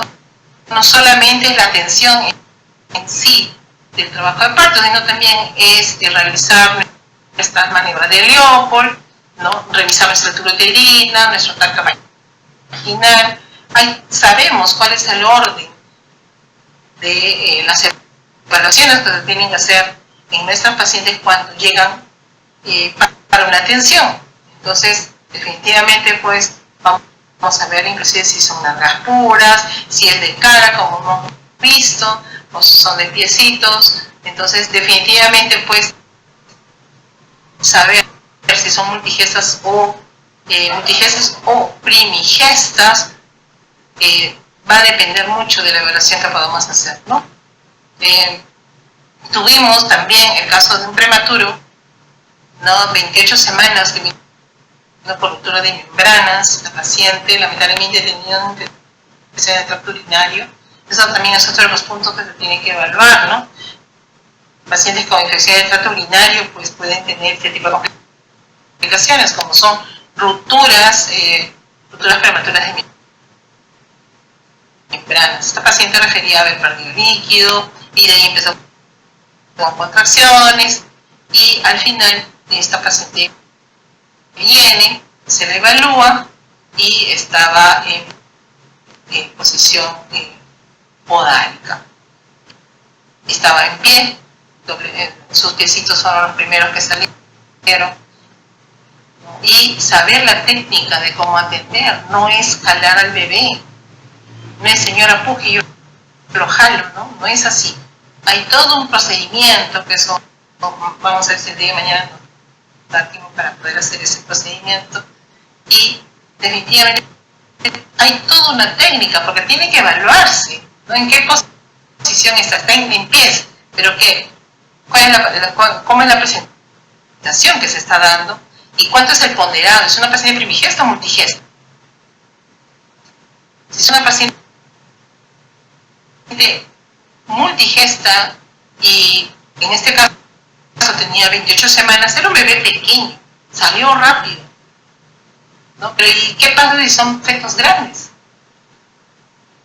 ¿Puede haber un enclavamiento allí? Claro que sí, ¿no? Entonces, evaluar. Esta paciente al final acabó un parto vaginal, ¿no? Rompió membranas, era un bebé pequeño, se atendió de forma rápida. Neo estaba preparado lógicamente para la atención de este bebé por la edad gestacional. Por Capurro les haría 29. Entonces, definitivamente son situaciones que se nos pueden presentar también a nosotros, ¿no? Distoncias fetales, bueno, ahí está, la anomalía de presentación más frecuente se ve en un 13% de los embarazos, alrededor de la semana 30, ¿no? Y a término su incidencia es de 3 a 4%. Sabemos que los bebés que puedan estar, por ejemplo, tienen 24 semanas, 26 semanas, pueden estar en posición podálica, muchas veces pueden girar, se espera hasta las 32, 34 semanas, ¿no? Para que pueda girar el bebé. ¿Cuándo no va a girar el bebé? Cuando de repente es un cordón breve o es un bebé macrosómico que no le permite hacer una rotación y se va a quedar en esa posición. Entonces se espera siempre, no siempre del primer control, de la primera evaluación que podemos tener contacto con nuestras pacientes y está en podálico significa que hasta el final va a estar en podálico. No es así. Se va a esperar un tiempo a que se realice esta rotación, ¿no? Y ya definitivamente a las 37 semanas que encontremos un podálico, un poco difícil que se pueda cambiar y se puede deber a muchos factores. Y dentro de lo que se puede mencionar es justamente cordones breves, ¿no? Fetos grandes, entonces, o alguna alteración propiamente del bebé que no le permite esta rotación. Entonces, eso también es parte de lo que se puede considerar, ¿no? La morbimortalidad neonatal es mayor que el parto cefálico, es cierto, sobre todo porque cuando se va a sacar la parte de la cabeza, que es lo último que va a salir, muchas veces el bebé sale un poco deprimido, va a salir un poco deprimido, y la técnica que se tiene que usar va a depender también de mucho de lo que la paciente pueda colaborar y también del peso del bebé, que no sea muy grande, ¿no? Entonces eso también es importante valorarlo, ¿no? Es mayor, es cierto, la morbimortalidad, la complicación que se pueda dar a ese nivel. ¿Aumenta el trauma fetal? Definitivamente que sí, por las características propiamente de cómo se está dando el parto, ¿no? Son más frecuentes los partos pretérminos y las anomalías congénitas. Diagnóstico, en este caso, diagnóstico mediante las maniobras de Leopold, es cierto, no olvidemos. Si sabemos que está en podálico, pues ya respiramos, ¿no? Si una paciente está en trabajo de parto, tenemos que referir inmediatamente, ¿no? Durante el trabajo de parto, el diagnóstico es posible con el tracto vaginal, definitivamente que sí, que permite la palpación de la parte fetal suave, como el orificio anal en el medio, y en ocasiones es posible tocar extremidades y los genitales. Es cierto. ¿Cuántas veces yo he hecho tacto y decía, pero la cabeza es muy blandita? ¿Y por qué tenemos esa dificultad? Ustedes dirán, ¿cómo va a tener esa dificultad? Pues sí se tiene. Se tiene cuando la presentación está alta, pero también cuando están las bolsas están muy prominentes. Diferente es cuando hay ruptura de membranas. Ahí sí se puede de repente hacer otro tipo de evaluación, pero cuando uno va a evaluar membrana prominente, la paciente está en dilatación y está en una presentación alta, es cierto, las maniobras de Leopold nos puede ayudar. Pero es un bebé pequeño, si es un bebé de 32 semanas, 34 semanas, no es tan grande, entonces muchas veces nos puede dificultar. Entonces tenemos que tener la certeza, de todas maneras, de poder evaluar si estamos en una presentación podálica o no, y la variedad, ¿no?, que hay, ¿no?, ya que hemos mencionado, ¿no?, largura, de pie, mano, etc. Ahí está el podálico, miren cómo está aquí, por ejemplo, ¿no?, presentación pelviana persistente, es de prever una mayor frecuencia en las siguientes complicaciones. Prolapso de cordón, es cierto, porque recuerden que el cordón está presionado, entonces si sale primero la cabeza, muchas veces el cordón podría desprenderse también, entonces tenemos que cuidar también todos esos puntos. No es sencillo atender un párrafo podálico. Placentas previas, anomalías congénitas, alteraciones y tumores uterinos, va a ser un parto difícil, definitivamente que sí. Incremento de morbilidad materna y perinatal, sí, porque produce un sangrado posterior por el mismo trauma que se está dando del parto en sí, es que puede producir ese tipo de lesiones, aparte de lesiones a nivel del canal vaginal, porque se tiene que hacer de todas maneras en algunas situaciones una episiotomía para ayudar justamente a que el canal amplíe y se pueda permitir el pasaje del bebé. Pues también muy se puede presentar también el hecho de que después, ¿no?, se puede presentar un sangrado en la mamá, no, una hipotonía, y el bebé obviamente también por lo traumático, por lo distóxico que ha sido la atención también. Entonces aquí ambos tienen que estar observados minuciosamente cuál es la evolución que se está dando en la situación de un parto por presentación podálica, ¿no? Pronóstico: las consecuencias adversas del embarazo aumentan tanto para la madre como para el feto. Ya lo hemos mencionado, ¿no? Justamente. Entonces, ¿cómo va a ser el manejo intraparto? Lo ideal es contar con un equipo médico que incluya 2 obstétricas, anestesiólogo. Es cierto, lo ideal. Pero si no está el equipo ideal, recuerden que en caso de una presentación podálica, pues estamos solos en nuestro centro, llegó la paciente, tenemos que ayudar. ¿Y cuál es la posición? Miren la posición que estamos viendo en la imagen en la parte derecha de su pantalla. Y no solamente con las manos, nuestros guantes, sino que con un campo. Sujetar al bebé. Recuerden que el bebé se puede resbalar, está con secreciones, puede estar con líquido meconial, puede estar con sangrado, puede estar con diferentes tipos de fluidos. Entonces, definitivamente sujetarlo. Vamos a tratar de hacerlo el día de mañana, de ayer. No, lo ideal es que haya todo el equipo, ¿no? Para una atención. Es cierto, es lo ideal, pero lo real es que muchas veces no están todos y que la paciente puede llegar en cualquier momento. El parto espontáneo es en el que el feto es expulsado completamente sin ninguna tracción o manipulación. Fetos prematuros y pelvis muy grandes. Es cierto, a veces no necesitamos hacer, solamente va a darse el hecho de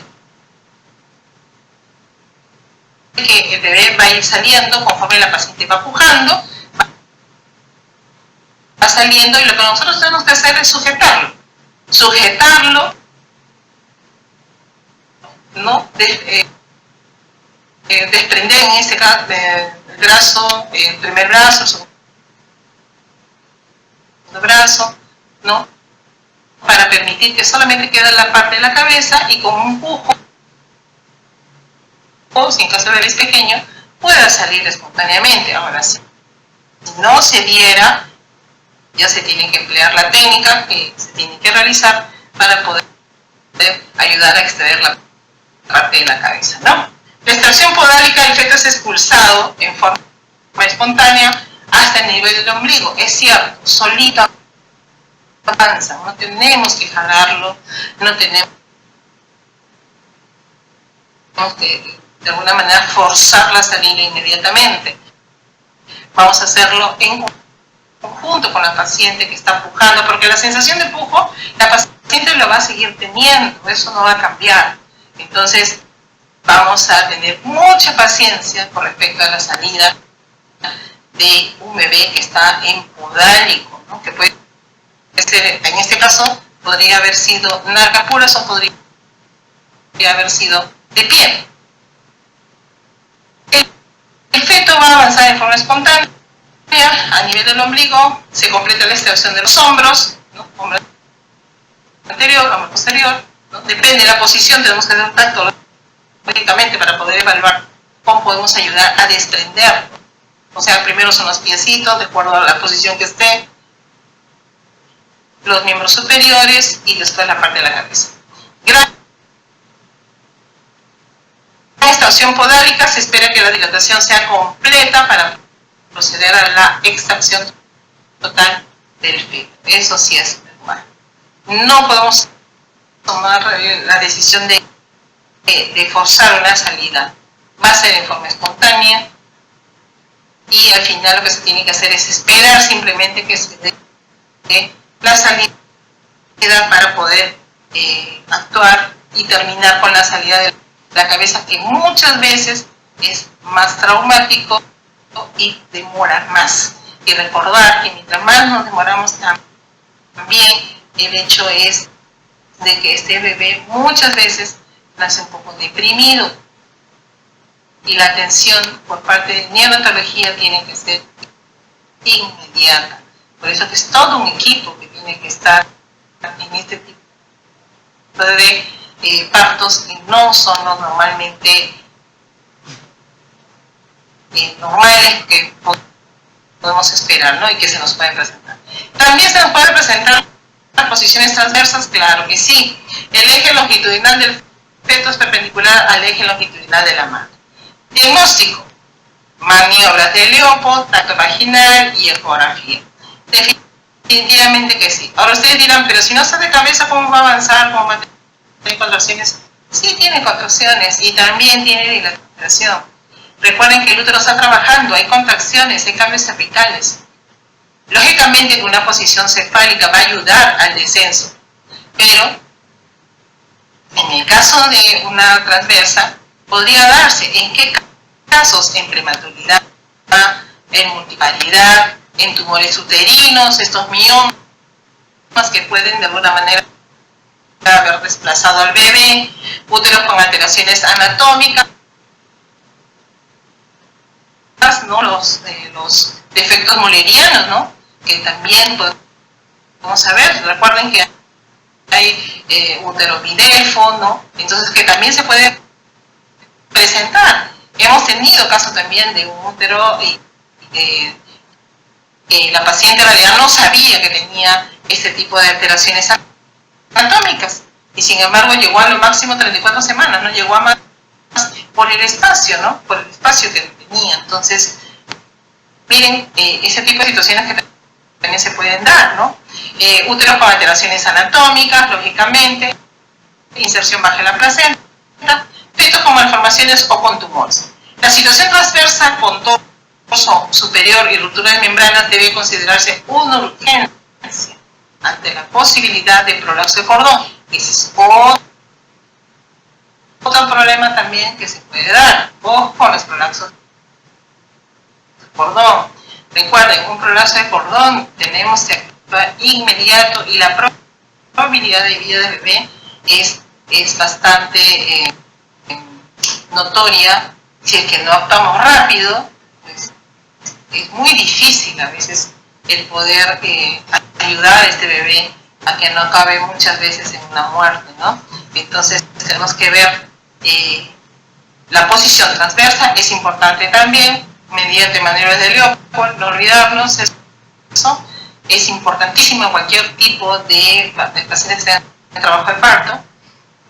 Prolapso de cordón al iniciarse la dilatación del cuello, o sea, sí va a haber una dilatación, definitivamente. El trabajo del útero se va a dar. Lo importante es, no se va a poder dar por una vía vaginal y en este caso va a tener que terminar por una vía alta, que es por una cesárea. Entonces, de ahí la importancia de estas maniobras y todo lo que nosotros podemos hallar para poder tener un diagnóstico con respecto a la paciente. Muchas veces nos ha tocado pacientes con asinclitismo, que también es otra de las alteraciones, ¿no? Distorsión por mala posición de la cabeza fetal. A veces hacemos un tal, decimos, pero la cabeza parece que está un poco ladeada a la derecha, un poco a la izquierda, y lo notamos cuando hacemos un tacto vaginal, ¿no? Y muchas veces nosotros tenemos que decir, entonces, ¿no va a progresar este trabajo de parto? ¿Va a progresar este trabajo de parto? ¿O va a necesitar que se realicen maniobras obstétricas para la salida de este bebé? Entonces, esas son cosas que nosotros también tenemos que evaluar cuando realizamos un tacto vaginal. No solamente la dilatación, también la presentación de lo que es las membranas, la incorporación, ¿no? Y nuestras maniobras de Leopold definitivamente también nos van a ayudar, ¿no? Sutura sagital no se sitúa en el plano medio. Miren que es la característica más saltante en casos de sincretismos, ¿no? De la distancia entre el promontorio y el pubis, ¿no? Eso se llama sincretismo, sino que se inclina sobre uno de los parietales. Entonces, esta es la diferencia y se debe de sospecharse sobre todo en casos de que haya una desproporción fetal pelviana o cefalopélvica, ¿no?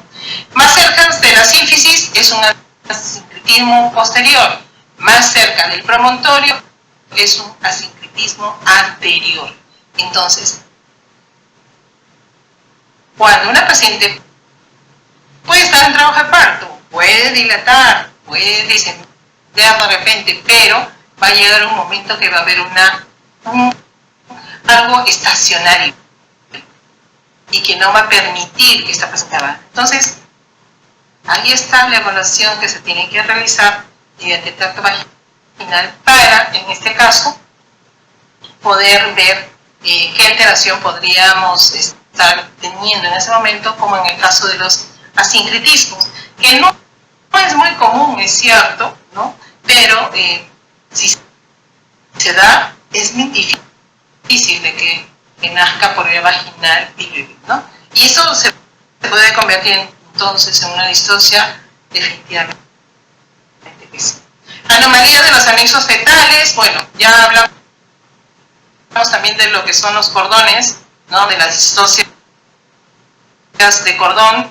Puede haber procidencia, procúbito de cordón, que también eso es una distocia. Circular de cordón, ya lo mencionábamos, circular corto, largo, nudos de cordón, ojo, placenta previo exclusiva total, DPPs, oligoamnio, polidramnios relativos. Pero que podrían estar asociados, claro que sí. Entonces, eso también es otra de las cosas que tenemos que evaluar, ¿no?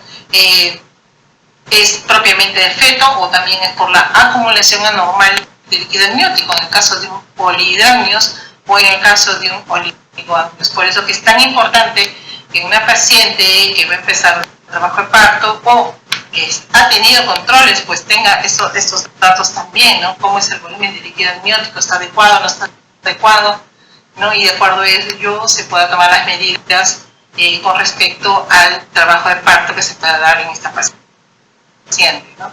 ¿Cuántas veces hemos atendido partos y la cantidad del volumen, en este caso, de líquido amniótico ha sido abundante? Y lo que podríamos sospechar es que llegan en expulsivo. Lamentablemente, todas las complicaciones son las que llegan en expulsivo a veces. Decimos, ha sido un polidramnios, o cuando se produce el parto y solamente vemos una cantidad mínima de líquido amniótico. Entonces decimos, podría ser un oligo o puede ser un polidramnios. Entonces, ver las implicancias a nivel del feto también, ¿no? Y eso es otra de las cosas que se tienen que evaluar. Ahí están. Miren, por ejemplo, ahí hay una foto. Se parece a una atención que hicimos hace bastante tiempo, ¿no? Con respecto a la circularidad del cordón. Sospechas cuando hay desaceleraciones variables del monitoreo fetal. Bueno, eso sí ya es la parte de monitoreo. Eso lo vamos a ver en el siguiente módulo, ¿no? El diagnóstico definitivamente se puede hacer por ecografía, pero no necesariamente. Porque a veces nos dicen no hay cordón y sin embargo sí hay. Entonces, tiene que ser muy bien valorado eso, ¿no? Falta de descenso de la presentación definitivamente es uno de los motivos que podemos sospechar de un cordón breve o de un doble o triple circular, ¿no? Durante el trabajo de parto, dice, por signos de sufrimiento fetal sin causa aparente, ¿cierto? Avanzan las contracciones, avanza la dilatación y los latidos van descendiendo. Llega un momento en que descienden de tal manera que se produce una desaceleración prolongada muchas veces, ¿no? O sea, un descenso de los latidos prolongados, que pueden ser 3, 5, 8 minutos inclusive. Entonces podríamos sospechar que presencia justamente de un circular. Miren, aquí es triple circular, ¿no? Y sin embargo se da la opción por un parto vaginal, ¿no? Brevedad, bueno, cordón corto, que ya lo mencionamos también, que impide el descenso de la presentación, provoca desprendimientos. Eso también es otra de las cosas que se tienen que tener cuidado, ¿no?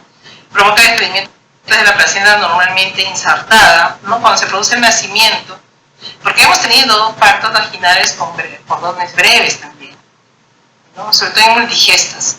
Entonces siempre tener el cuidado de que cuando se coloca el bebé en el abdomen de la mamá, pues podamos coger nuestro cordón y que no se pueda hiperextender, porque si no se puede desprender de la parte de la pared abdominal del bebé y también producir una salida muy abrupta de la placenta con todas las implicancias, ¿no? Que pueda salir inclusive incompleta, ¿no? Se sospecha por presentar signos de anoxia sin causa aparente, falta de encajamiento, dolor uterino localizado, desprendimiento prematuro del placenta. Esto es cuando es un cordón muy breve, ¿no? Estos son las diferentes distocias. Este es de un museo donde colocan justamente, miren cómo está la parte superior, miren dónde está el cordón. Está en el cuello y está en el cuerpo. ¿También nos ha tocado? Claro que sí. Miren aquí dónde está el cordón, en el cuerpo, inclusive doble en el cuerpo. Nos extrae el bebé, estamos sacando y estamos viendo que el cordón inclusive está ajustado, pero a nivel de la parte abdominal del feto.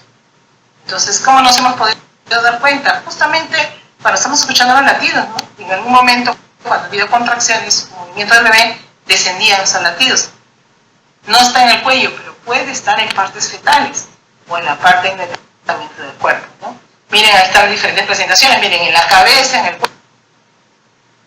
cuerpo, cabeza, cuerpo, ¿no? Este es un podálico, miren dónde está un podálico, de pie, miren, está nacido de pie. Entonces, diferentes presentaciones que se pueden dar, ¿no? Ahí están los procúbitos. ¿Qué cosa es procúbito? ¿Qué cosa es laterocidencia, la prosidencia? Que también son distocias. Ustedes dirán, ¿qué amplio es? Sí, es así. O sea, no, cualquiera de estas situaciones se nos pueden presentar definitivamente. Y sí, entonces, para nosotros es importante el poder evaluar adecuadamente, ¿no? ¿Por qué? ¿Qué pasa en este caso, en caso de un procúbito, una prosidencia de cordón, ¿no? ¿Es una emergencia obstétrica? Definitivamente que sí. ¿Interrumpe la circulación sanguínea fetal? Sí. Entonces, ¿qué es lo que se puede hacer? Rechazar la presentación, tratar de reducir el cordón, poner en posición de tren del embú, llevar a cesárea inmediatamente, sí. Entonces, eso sí, son cosas que se tienen que hacer. Y una experiencia también que nos ha pasado. Paciente completa, ponderado fetal 2.500, paciente de 38 semanas, ya completa la paciente. Pasa sala de partos, y como pasa sala de partos, nos subimos a la camilla, entonces la paciente nos dice, quiero pujar. Puja, ya había roto membranas, lógicamente, ya se había roto las membranas, y la paciente puja, y al pujar no sale la cabeza. Decíamos, uy, este se sale la cabeza acá. Sin embargo, lo que se desprendió fue el cordón. Porque era pequeño. Entonces tengamos cuidado en ese sentido. Al final esta paciente ya no pasó a sala de partos, pasó a sala de operaciones. Estando completa, feto de 2.500 y un poquito más, 38 semanas, ¿no? No era muy grande, no tenía mucho peso, pero miren cómo la cabeza, a pesar que ha estado ya allí encajada aparentemente, como parece que estaba alrededor del cuello, pero no se percató, y cuando ella puja, pues se desprendió el cordón. Entonces son cosas que se pueden suscitar, por eso hasta que no se produzca el nacimiento, hasta que no veamos a la mamá y el bebé en buenas condiciones, no podemos decir que todo está bien, ¿no? Es indistinto lo que se pueda suscitar. Bueno, ahí están las diferentes presentaciones. Miren este nudo, un nudo verdadero, hay unos falsos también, ¿no? Miren cómo está el cordón cuando lo clampamos. Ahí está el procúbito, ese es el prolaxo, el cordón. Miren dónde está el cordón en el cuello y en el cuerpo. Entonces, indistinto. El cordón también es otro de los puntos como anexo que también se tiene que valorar cuando se va a tener un parto, ¿no? Placentas previas, bueno, también es otra de las cosas que se pueden presentar, ¿no? Lo importante aquí es una valoración anterior, lógicamente, no netamente cuando ya está la paciente en parto, puede venir con contracciones puede venir con pérdida de líquido, pero la presentación de la placenta previa efectivamente es importante, una valoración, porque esta paciente no va a terminar lógicamente en lo que es un parto, ¿no? Hay una obstrucción y la obstrucción definitivamente va a ser lo que es la placenta, ¿no? Los DPPs también es otra de las cosas, paciente que viene con trabajo de parto, con dilatación, pero definitivamente pues también puede darse estos desprendimientos prematuros por la cantidad de contracciones y por múltiples causas etiológicas que también definitivamente pueden presentarse, convirtiéndose aparentemente en un trabajo de parto, al final es un trabajo de parto distóxico, ¿no? Por la complicación propiamente que se está presentando, ¿no? Distocias pélvicas, bueno, ahí están los tipos de placenta, que son también bastante amplio hablarlo, pero también forman parte de las distocias, ¿no? Si es una ginecoide, antropoide, androide, plateloide, etc. Lo importante es valorar bien esta pelvis de la paciente, ¿no? Los diámetros y todo lo que corresponde, y eso va a ayudar a poder permitir que esta paciente, su bebé, pueda salir en buenas condiciones y no tenga alguna repercusión, ¿no? La capacidad pélvica también es importante, saber cómo son las estrecheces de los planos, ¿no? A nivel de la entrada, del estrecho medio, del estrecho de la parte de la salida, que también es otra de las valoraciones que hacemos y conforman parte de lo que son las valoraciones de lo que es la parte pélvica, ¿no? Distocias por deformidad también, estos son los diferentes tipos de deformidades: pie equinovaros, pie varo, genuvaro, ¿no? Los pacientes que puedan tener alguna anormalidad de la columna que afecta también regiones del lumbar o sacra, que transforman la configuración de la pelvis y pueden ocasionar distocias óseas. Bueno, hay algunas imágenes que también, ¿no? Sobre todo pacientes que no han tenido controles prenatales y que nos vienen en la fase discursiva, ¿no? Distosia de canal blando, bueno, puede haber problemas de miomas, quistes a pedículos torcidos gigantes, esos de 10 centímetros, bastante grandes, los quistes de Gardner también. Entonces, hay de la parte ósea, de la parte blanda, la parte fetal, la parte del canal. Todas esas son distocias que tienen que ser evaluadas justamente porque todas ellas podrían de alguna manera intervenir en el momento del parto. Dentro de la distocia de canal blando, distocias uterinas, distocias cervicales, distocias vaginales y distocias vulvares, ¿no?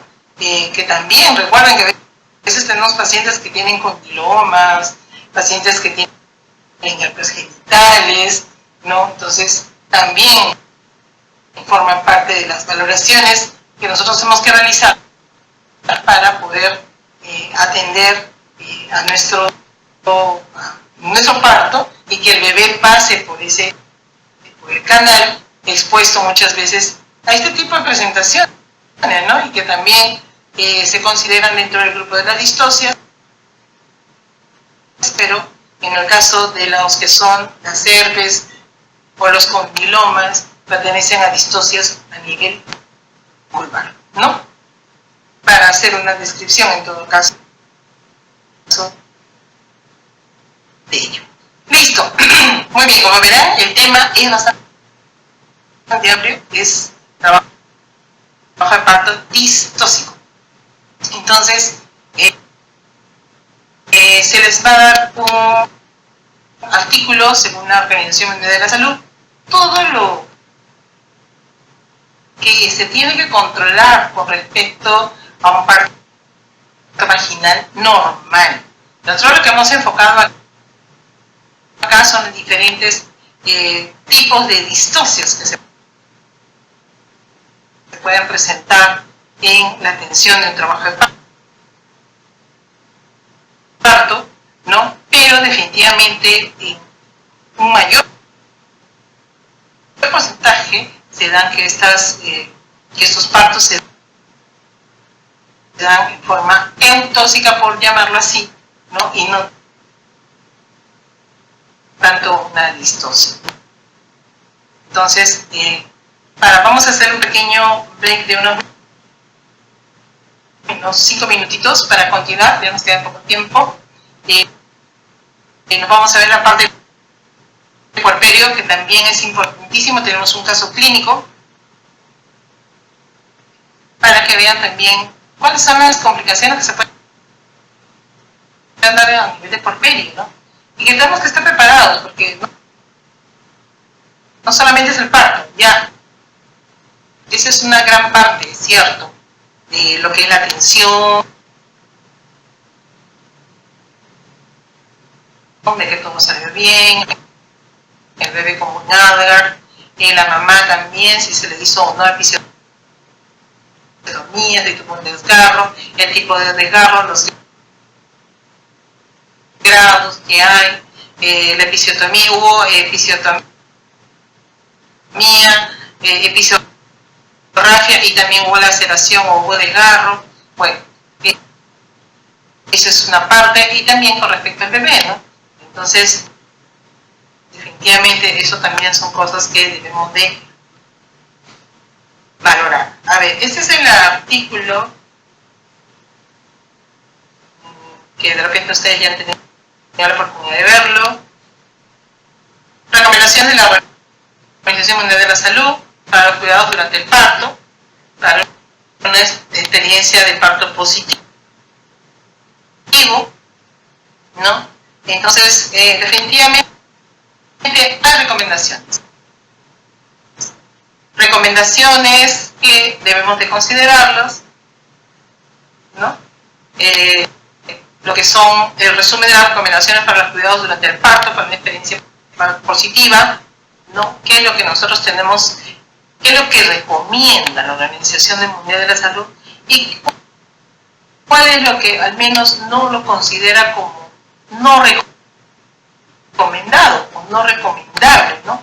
Entonces, considerarlos sí, porque de ahí parten los lineamientos, de ahí parten las guías, de ahí parten los procedimientos que nosotros vamos a poder realizar.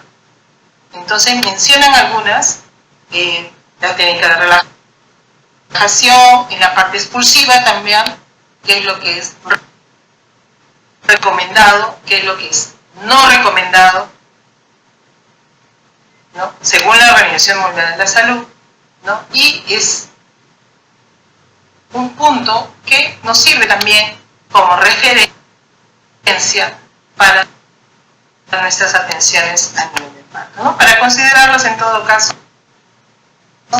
Y también saber pues cuál es la opinión, ¿no?, a nivel general con respecto a lo que son los cuidados durante el parto, ¿no? No tanto complicado, pero sí al menos para que la experiencia no sea pues tan traumática, sobre todo cuando se presentan ese tipo de complicaciones como son las distocias, ¿no?